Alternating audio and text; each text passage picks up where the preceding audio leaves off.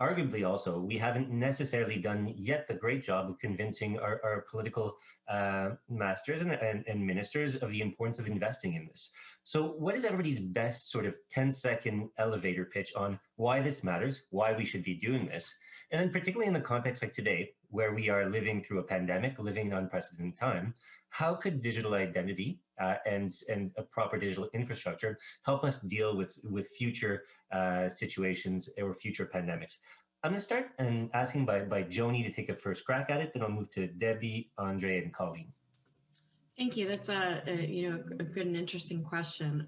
I would say that anytime that you find that you want to do something digitally online by the phone, by the mobile phone, for example, or on your computer or your tablet, when you find you can't do it, that's an identity problem. Anytime you find that there's a high value transaction. And so if that's your healthcare information, I think we certainly would say that we feel safer doing a remote healthcare visit right now than going into an office.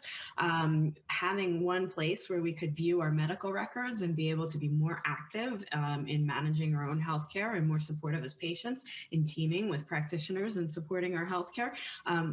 That's a place where identity comes into play. So I think that the identity is important for the pandemic. Anytime you would need to verify someone, anytime you would need to also do supply chain tracking and management about how do we even get the vaccine to people? How many people do we need to get it to? Have they had it yet or not? Are they due for their second dose?